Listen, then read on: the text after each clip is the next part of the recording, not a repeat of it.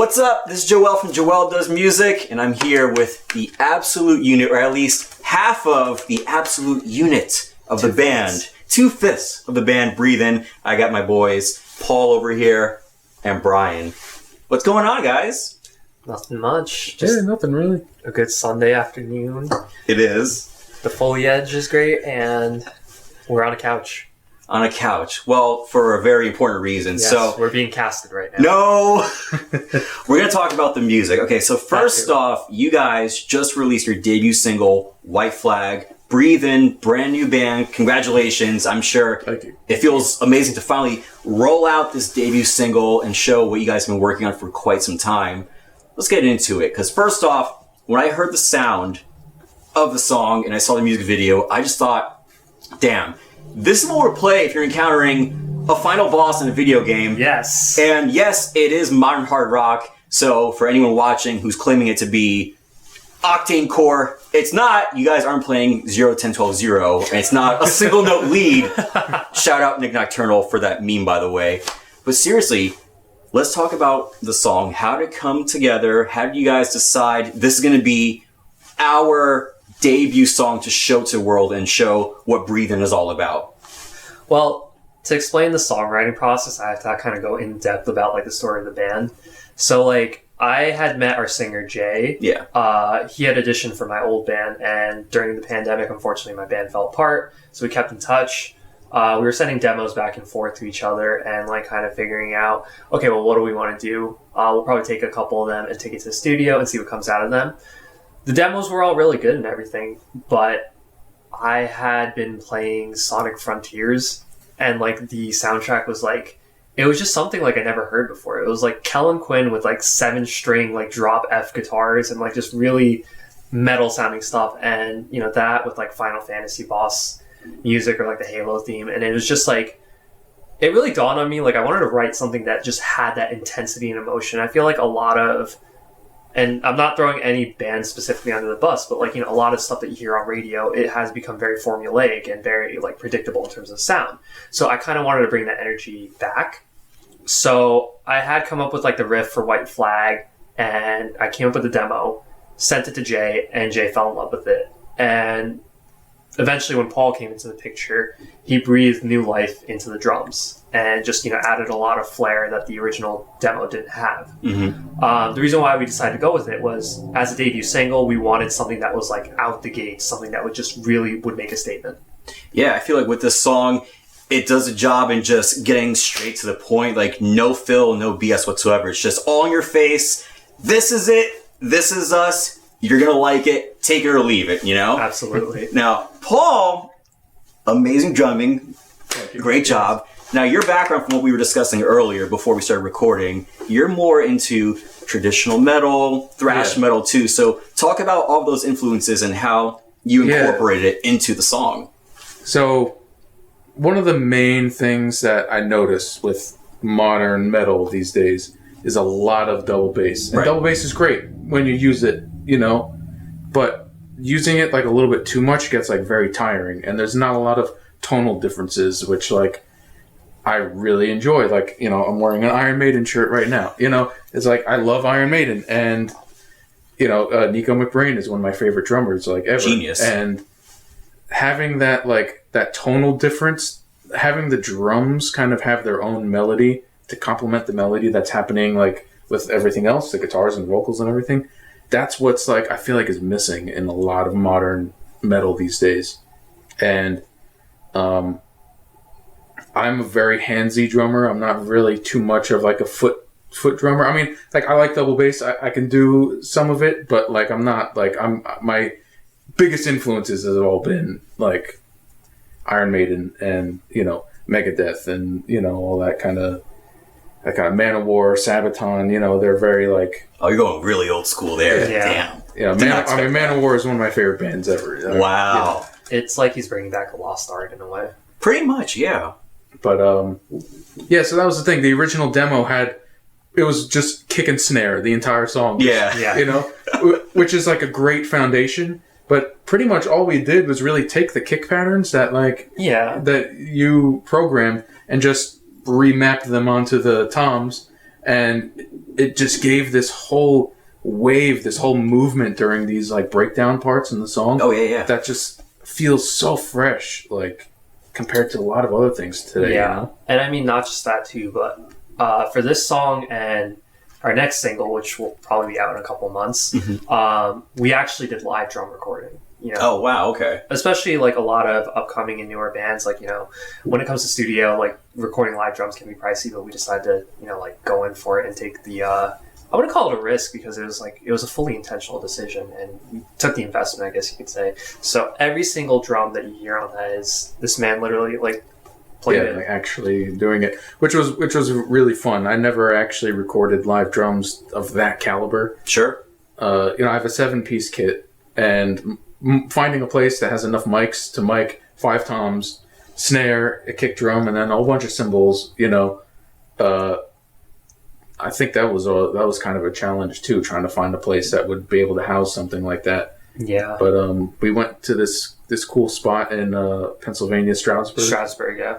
Called Rock Hard Studios. Super nice guys there. Yeah, our producer Sean Worley, shout out to Sean. Hey, he killed it with the production and the mixing and everything. So that's awesome. It's all about taking the risk, honestly, and then reaping the rewards from the risk that you were taking, especially with tracking live drums. It's a tedious process, miking the entire drum kit, trying to picture what kind of sound you want and executing it. So that's amazing. Yeah, and I mean, since it was our debut, like, we wanted to go all out. Absolutely. So. Another thing too that like I wanted to make sure we have is very distinct tones for all of our instruments. Oh yeah. And like, I feel like, you know, you can get good tones out of like MIDI drums, but like actually choosing the right skins for the heads, the right kind of stick, the right wood for the stick, the right, you know, tuning and everything. That's like how you get like a real, like, that's how I get my drum tones, you know? Yeah. And it's like, I feel like it's hard to really get something specific on like MIDI, you know? It really is. Like, I love how you're approaching it. It's very strategic that you're thinking about it, just piece by piece, the exact drum sound that you want. And with MIDIing, like, some people will say it's kind of cheating as far as, you know, demoing songs or like fleshing out completely, but you're cutting off a whole bunch of time. But the way you're doing it, it's like you're taking the love of drumming and really piecing it together. Yeah, and I mean, not to get misconstrued or anything, but obviously, like, programming drums is the more, like, cost-efficient way. Absolutely, and I'm not against it either. Yeah, I mean, we're not against it either. Like, you know, there might be songs in the future where, you know, if we're talking about a budget, like, we may have to go with, like, MIDI drums, but if we have the opportunity, like, we want to do live drums. But, like, you know, there's just a lot of nuances that can get lost when doing MIDI drums. I mean, granted, plugins and everything nowadays, like, they sound fantastic. Oh, it's great, yeah. But at the same time, like, that little nuance of, like, having, like, actually being there in person and tracking it, like, it really does make a difference. I think I remember, too, like, when I was in my old band, the drummer had said something about, like, the way, or one of our managers said that, like, the way that you could tell, like, somebody actually tracked the drums versus, like, if it's just mapped out is, like, the fill-ins. Oh, so that's a cheat sheet right there. Yeah. That's the giveaway. That's the giveaway. Speaking of differences, first off, you guys obviously are not newbies to being musicians. You guys have been in the game for quite some time. Obviously, Brian, you and I have history, best friends. We've known each other for a long time. Yep. But I love how in this band, each of you have one specialty, or as I'm about to call it, you have your magic powers. You're a marketing whiz, obviously, being in Skyver together before. Paul, you're a freaking film expert, cinematographer. You have that attention to detail. Jay, who's not here because he's in Arkansas. Yeah, what the hell, dude? Social media king because he's being friends with bands like 3 Days Grace left and right. And you got Rob, who is this electronic circuitry whiz, just can operate surgery on a pedal board, if you will. Yeah. Talk about how all of your specialties being together into one has its advantages to promoting your band, because obviously nowadays we're playing the numbers game, TikTok, trying to keep up with trends, or looking at a trend and being like, let's not approach that. So how are you guys approaching promoting your band or brand to as many people as possible? Well, I mean, we have all the right tools, but like in terms of strategies and effectiveness, like right now, it's, since we just released the song a couple days ago, it's still like more of like a theory and a hypothesis rather than like an actual like the strategy worked. But it's nice to have like all the components. Like we essentially have like all the components of a small record label like within our band. Right. Yeah, pretty much. Yeah, and it's just like when you say like our skills and magic powers, like this isn't like something that we do like by hobby. Like professionally outside of music, like this is what we do. Like these are our trades. So it's really cool to kind of like come together and like bring these all together. Like when it comes to the cinematography and everything, like if the song has a concept or an idea, like we pitch our ideas and like our visions for the music video to Paul, and then Paul would refine them, and then we would literally just put our full trust in Paul to just kind of like take the wheel and drive.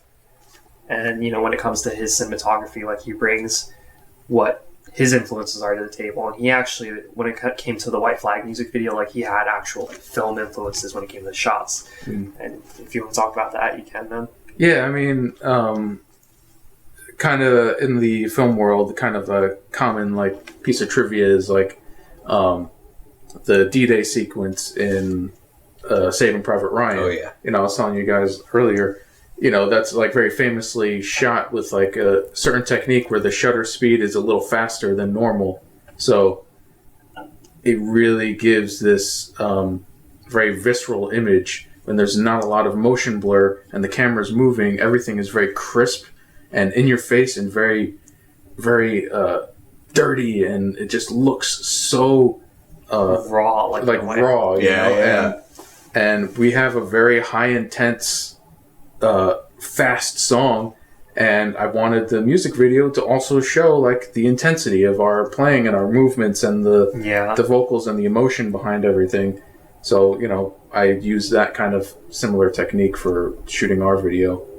And we shot it with multicam too, where like nice. We had 2 camera operators. My friends Bruno and Mark were operating the cameras, and my friend Max was the G&E department, pretty much the entire G&E department, which is grip and electric. And he was doing the lighting for us, you know, helping us with that. And that's my go-to. Those guys are my A-team, you know, when it comes to our crew. Yeah. And they totally killed it, man. Like, it was so hard editing the video because every shot looked so good. Yeah. You know what I mean? So it's hard to pick. It's like, oh my God, which take should we pick? And I mean, he literally edited the whole video by himself. So it's like, so clean, man. I saw it because obviously, you know, I wanted to do my research, and I was dying to hear it and then see the visual for it. And I just thought, damn, these shots are so clean. Look at the quality of this. It is pristine. You killed it, man. Great editing. Seriously, I'm not trying to suck up at all. I'm like, whoa. Give him the song. Hey, listen now. Let's be appropriate and professional. Yeah, you can cut that part out. Oh, no, keep it. But, to go on to the marketing aspect of it, you know, I think right now we live in a time where, like, graphics and visuals are at an all-time high because we're kind of in a Y2K resurgence. But at the same time, I feel like what's lost right now is the differentiating factors of what separates like an artist from an artist. Yes. If you notice, a lot of newer bands these days, like they can have sounds that kind of like sound different from each other, but the visuals all look exactly the same. You know, the style, like the grainy photos, the fisheye lens, the death metal font logos, or just like there's a specific type of art style that the Y2K resurgence has, and it's being reflected on a lot of the artwork.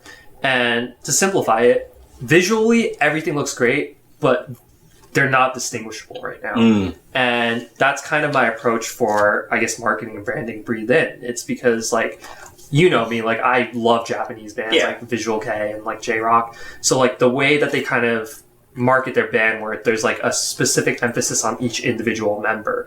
And with every release, there's kind of a theme, and there's kind of, like, even everything from color palettes. Like, when it comes to marketing, there's a whole consumer psychology behind color palettes and what you use. So I really want to drive that point home. And every time that we do a release, like, I want to make sure that every member is spotlighted. Kind of like, it's a little bit old school, like Kiss. And like, I was just going to say that. It sounds like Kiss. But if you think about it, like, even, like, pop acts like BTS and K-pop, like they always promote every single member, even Slipknot, like all the numbers, all the masks, like that's just a lost art these days. So granted, it's just eye candy for now, but in terms of like the actual effectiveness of it, I'm gonna have to come back to you in a couple months. I mean, please do. But yeah, it's funny that you mentioned Kiss because obviously that band, Slipknot, all the members in those bands each have their unique identities, and that's exactly what you're integrating into this band, which you said before is becoming a lost art. Like as a collective, sure, it's great to promote it, but you have to pay attention to not just the singer of the band, who's obviously like the face, but the other members too. What do they bring to the table? Even social media, what are they like? How do they interact with fans? Exactly. All that plays a huge part in promoting the band. And there's just too much of like a homogenous atmosphere when it comes to bands these days. Because like I used to watch like band interviews like when I was younger, like, you know, when we were at like the Warped Tour scene and everything. I used to love seeing like the little nuances that every single, and personalities that every single member brought. Like you could have, you know, one member that's a stoic guy that like, you know, is just very professional, and there's another guy that's like a total clown and just like super jovial. And, you know, those sorts of things really like bring a band together and really connect the fan base. And if you don't really highlight those, then it's just like you have to rely, and I mean like, yeah, rely on your music, but if that's the only thing and like your band itself is not appealing, then it's just like, how are you going to hook other people into your journey? Yes. You know, there has to be all sorts of other angles besides the music as well. The music is the main thing, of course. No, it's the main driving factor, of course. That, and of course being on TikTok saying, did we just write the heaviest song of the year? I want to do that. I want to do that, and don't do the cringe, please. I want to do it and like hashtag and tag like all the pop artists that do it. Like, I'm very satirical with like my humor, so like, yeah. Well, is there a specific trend online that you guys are completely against doing? Like just one that you think, this is a little too cringe, or it's just a little too sarcastic for us. Let's not engage in that. I mean, the thing is, like, nowadays in the 2020s, you can't be a band that takes yourself too seriously. True. Very true. Of course, like, you know, when it comes to branding and everything, that's when you can be serious. But like, you know, online, you want to be personable. So, like, for me, at least, I can't speak on the rest of the band. Like, anything's open game for me. But, like, I would just say, like, my humor is very self-aware. But I guess in terms of trends, the one thing I don't like is just the fact that now, because a lot of people are taking advantage of the fact that you can, like, you know, hop on trends with TikTok. Oh, yeah. A lot of higher-ups, like, let's say record labels, management, or whatever, now they're pretty much, like, saying, this is the new way. This is, like, your bread and butter. If you're not posting and following these trends on TikToks, like, then you're irrelevant. Right. And I don't think that's the case, because every band operates differently. And as important as it is to stay on top of social media trends, sometimes some bands just aren't built for that. And it's, you know, it's not everybody, you know? And it's hard to keep up with all these trends. Sorry. And because of that, like, you come up with a lot of disingenuous content. Yeah. And content that doesn't come from the heart will connect the least. And that's my personal philosophy. And I think that could be easily visible too. If you're not being genuine with your content or how you present yourself as a band or as individual members, people can easily see through that facade and just not become interested, you know? And I mean, you know, like, I have a pretty sizable TikTok following, nothing crazy, but like, I personally could never hop on like the guitar trends of TikTok, mainly because I don't have the time for it. But like, at the same time too, like, it doesn't come from my heart. Like, you know, I don't want to play, like, I respect Metallica greatly, but like, I never grew up listening to Metallica. So if I were to force myself to learn riffs just for the sake of numbers, that doesn't come from the heart. Right. So, you know, I don't want to give my followers and eventually my band's followers something that I'm not, like, I'm not invested in, you know? Right. Like, I want to give them something I'm fully invested in so that they, you know, they can connect as well. And like I said, that's the content that comes from the heart, and that's what connects the most. Damn, that is a beautiful way of putting it, man. A true poet with your words. Brian Kang, everyone. I stumble on my words half the time, but this is a good interview so far. So then, Paul, coming to you, personality-wise, what do you think you bring to the band? How do you best describe yourself as the drummer of Breathein? Those forearms will tell you. Those forearms and the triceps. I don't know if you've seen the pictures, but oh my god. I've seen him. I'm like, this dude is an Italian stallion. He's the Rocky of the band. I mean, it's hard to, because I don't have the kind of social media presence that the other guys have. You know, I don't make content like in the new way that like people make content and stuff. Like, you know, I'll make like a bunch of short films or, you know, promote, you know, things I'm working on. I don't really like have like short form content, you know what I mean? So like, I feel like a lot of people don't really know my personality yet. Like, they don't know that I'm like a goofball or I could be serious sometimes, or, you know, it's like, I know like I have like resting, like, you know, intense face. Yeah. It's not bitch face, I'll tell you that. It's more intense than that. It's more intense. So it's like, you know, I kind of want people to know, like, you know, I'm not that intimidating. You know, yeah, I go to the gym and stuff, but I'm not like, you know, scary. Like, I'm a goofball. You know, I like fooling around. You know, we always make stupid jokes to each other and everything. But like, yeah, it's like, you know, how talking about like content and all that kind of things like that. I feel like I'm not really like a public figure in that kind of sense. You know what I mean? Yeah. Like, I kind of let my artwork do the talking for me. Yeah. I don't really put myself out there. I put my art first, I guess. Yeah. You know? And that's super important, you know? Yeah. It's people can get lost with content, and, you know, that's what causes a lot of burnout. So, like, you know, just making sure that you're always, like, in touch with what you're putting out is the most important thing. You're just a lovable teddy bear. That's it. That's what I was thinking the whole time. Like, yeah, people may seem intimidated by you, but like you said, you're just a big goofball. You like to have fun, crack jokes. Yeah. You're a teddy bear. I love it. Yeah. You do have a sensitive side like the both of us, too. Yeah. I love it. Jay is really funny. Like, he's the one that has, like, the highest TikTok following. Like, he's viral for his It Needs music and everything. Oh, yeah. Like, he's so funny. And just seeing him, like, as a fish out of water when he's in New Jersey and New York, like, be with us, it's so... He has, like, a whole list of, like, New Jersey things. Get out, does he really? Yeah, and he writes something new, like, every time he witnesses it. Like, for him, one of the funniest things is, like, witnessing, like, aggressive driving here. Because that's, like, a norm. You know, that's normal. Yeah, tri-state? Oh, yeah. But, like, he's, like... Every time, like, someone, like, cuts me off or whatever, he's like, oh, hey, yo, let me out. He's not used to it in Arkansas. He's not, but he's about it. So as long as he's about it, I respect that. Yeah. But speaking of members, so earlier in this interview, you guys said 2/5 of the band that you guys represent. So there is a fifth member that was missing in the White Flag music video. Yep. How is he contributing to the band? Give us like some basic information on the fifth member. So if you guys have noticed in our descriptions, we describe ourselves as a 5-piece. And in the video, there's only 4 people. Ooh. We have a second guitar player. His name is Charlie Mr. Shreds Thompson. Mr. Shreds. Yeah, Mr. Shreds. He's like the final boss of the band. But he's an amazing player. Like, has a rich experience, just like Rob in touring. And this man is, I kid you not, he is like the Johnny Sins of the music industry. This man has, he has done it all. Like, he is like a certified like accountant, CPA. Like, he's TM'd. He's been in touring bands before. Like, he studies what's the gaming engine called? Unreal Engine and graphic design for fun. Like, this man does it all. Like, he's just, and I'm gonna say it's like, out of the 2 guitarists, he's the more skilled one. But bold of you to say. No, he is really good. But, I mean, I want to rip solos. but no, like, he's a really good dude, really, you know, humble team player. And, like, you know, like, when I was talking about video game soundtracks, like, his songs we haven't released yet, but we have a handful of his demos that we're going to work on. Like, you know, I'm influenced by, like, you know, faster, like, type, like, you know, a little bit more pop-punk influence in, like, J-Rock, where there's a lot of, like, shining guitar solos.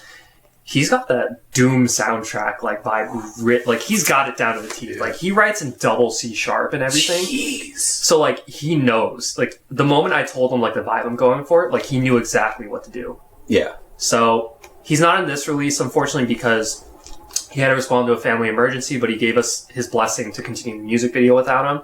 But in the next single that we're going to do, he's going to be in the music video and everything. So, look forward to seeing Mr. Shreds. So he's basically the firefighter, surgeon, astronaut of the band. I kid you not, like, we need something, and we're like, oh, like, dude, should we, like, outreach to, like, do whatever we need to do for this song? Like, whether it's, like, I don't know, like, graphics or whatever, he'll know something. Like, he's really well-connected, too. Wow. Like, this man just does it all, and he's Jay's friend. So, we actually hooked up with him through Jay. So it's a small world, music. People think it's just like, oh my god, this huge world of endless possibilities, but it's actually smaller. Like in radio, which I work in, people know each other surprisingly. Like, you will find out, oh, this person was a tour manager for this band. Oh, this person knows this person because they were in a band together. Oh, this and that. Like, it's surprisingly small. And he's such a good-hearted dude too. Like, he is so humble, and like, he's just a good teammate. Like, he's been through the bullshit that, like, a lot of us have gone through with, like, the industry and everything. And, it's tough. Yeah, he just wants to be in a project, and all of us do want to be in a project where everyone's on the same page and everyone vibes. And, like, dude, like, I told him, like, you know, just, these are the blueprints of what we want to do as a band. Go wild. And, you know, he's stoked about it. So what's the one big goal that you guys want to accomplish with this band?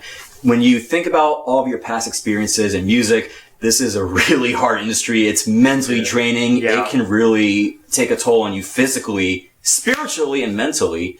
What's that one thing that you want to accomplish within the next 5 years? do you want to go first? I want to be able to quit all my other jobs and do this full time and actually have a place to live and also eat at the same time. That would be very nice. I want to, after all the bullshit I've dealt with, with the industry and everything, dude, I just want another adventure. Life is so short that just living to survive it's not the way to live. And then B, I want to succeed in the industry, but on our terms. I'm really sick and tired of, having to abide by, if you're not doing this style or this genre, you're irrelevant. You have to follow this trend, you have to follow that. Or, why aren't you doing this? Yada, yada. Or even radio. I've dealt with situations where we would have a song done and then management would come to us and be like, oh, well, you guys should take this out of the song because it's too aggressive. Oh, this chorus, it could be better, yada, yada. And then they end up making a chorus that sucks even more. I don't want to deal with that. It's I want us to have the power. And that's a tall order in this industry, I know. But I want to basically make anyone that wants to work with us basically abide to our rules. I love it. That's the dream. Full autonomy and complete creative control within the band, within the 5 of you. Oh, yeah. And the thing is, we're going to make it happen because everyone in this band has a really good business sense. And the thing that we're going to do, too, is... there's no NDA for this yet, but we're going to make sure everything is airtight internally and externally. So we're going to be a powerhouse, and that's the goal. Where can people follow you on social media? Everywhere. Everywhere? What's your handle? Just at breathein on social media all across? At breathein band. Breathein band. Yes. Perfect. We're on TikTok, Instagram, Facebook, X, Threads. MySpace. Yeah, MySpace. Formspring. We're going to have a Discord eventually. But so far it's really early in our journey. So we're budding right now.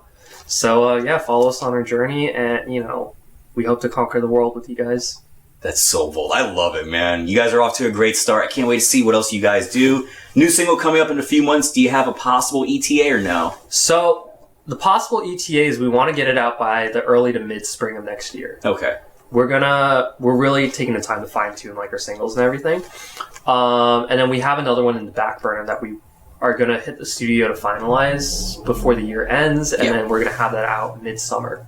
So more music down the pipeline. Oh, absolutely. I love it. Brian, Paul from Breathein, 2/5 of the Absolute Unit. Thank you guys so much for doing this. This was fun. Yeah, thank you, man. Thank you. So check out Breathein at Breathein Band all across social media. Joel does music. Much love and good vibes. Peace out. Peace. See ya.